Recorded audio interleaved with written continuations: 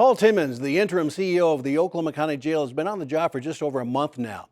How's it going? And what's the latest on the location and construction date for a new jail to replace the old one?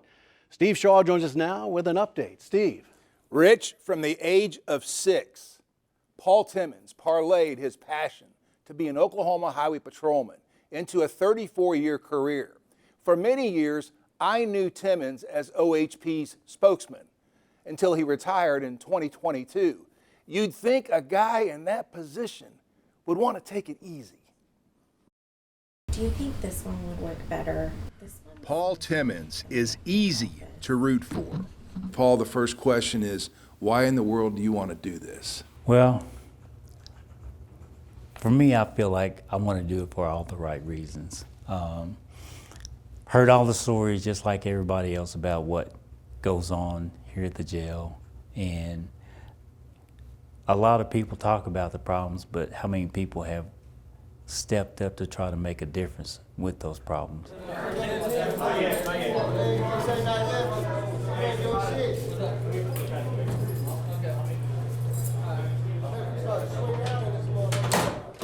The problems inside. This 13-story stain in downtown Oklahoma City started showing itself less than a week after it opened 34 years ago. County commissioners had it built on the extreme cheap. The county and its reputation has paid dearly ever since. This facility has a national reputation as one of the deadliest jails in the U.S.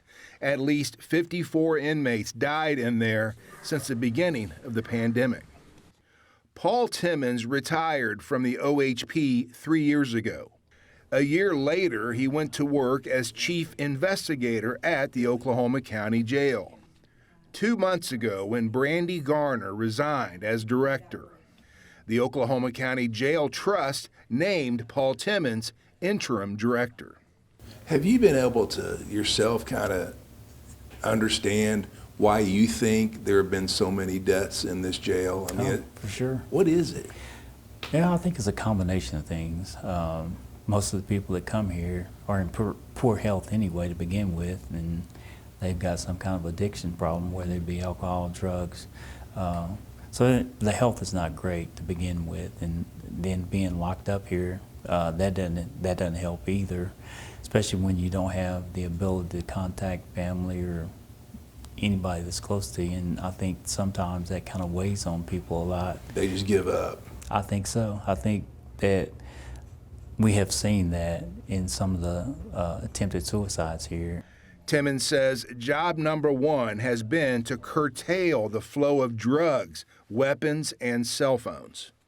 You know, we are trying to be as creative and innovative and think outside the box and figure out ways to where we can mitigate the introduction of contraband into the facility.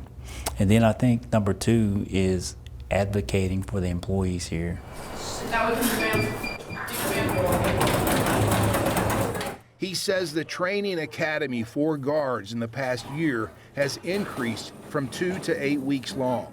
Starting pay for guards has increased from $37,000 2 years ago to $40,000, which County Commissioner Miles Davidson admits still falls short. We need to provide the type of wage to bring in the best DOs that we could possibly bring in. But they're not doing that. No, we're currently, we're just not paying enough. When's that going to change? It's long hours. When's that going to change? It's overtime. We got to have the money to do it. So as a county, you know, we only get a little over 9% of every ad valorem dollar in the county. We have an operating... You said 9%? 9%. So we have an operating budget of about $120 million.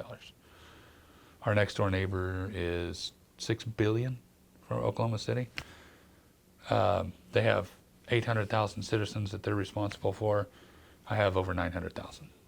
Sean Cummings is a longtime restaurant owner in the Village and a longtime critic of the Oklahoma County Commission. He says he wants the jail to succeed. He also believes Oklahoma City should pay more. because that's where the majority of folks who land in the jail are from. Hold them hostage. This is business. If your city is taking advantage of your county, the county needs to stand up for themselves. So, I mean, Easy solution. yeah, I'm a little sympathetic to the county when Right. it comes to this. I am too. Look, I don't blame the county for not having money. I do blame them for not hiring the right people. But you know, we all make those mistakes over time. We're supposed to learn from them and do better. So I'm hoping Timmons is the solution. But the other solution is Oklahoma City needs to pay. 3 weeks ago, the county broke ground on a new county behavioral health care center here at 1901 East Grand in Oklahoma City. County Commissioner Davidson says hopefully in 3 years, this new Oklahoma County Detention Center will open next to the Behavioral Health Center. Right now, Davidson admitted to me last week, the county is $500 million short. Hopefully here pretty quick we'll be able to find a way to fund and pay for the operations of the new jail, because the way that it's currently done, we only have about $260 million that the taxpayers approved from property taxes. The previous commissioners didn't want to raise property taxes. I understand that, and I got to come in after they had done that, and That was 3 years ago. That was 3 years ago, and get to figure out how to fill that funding gap.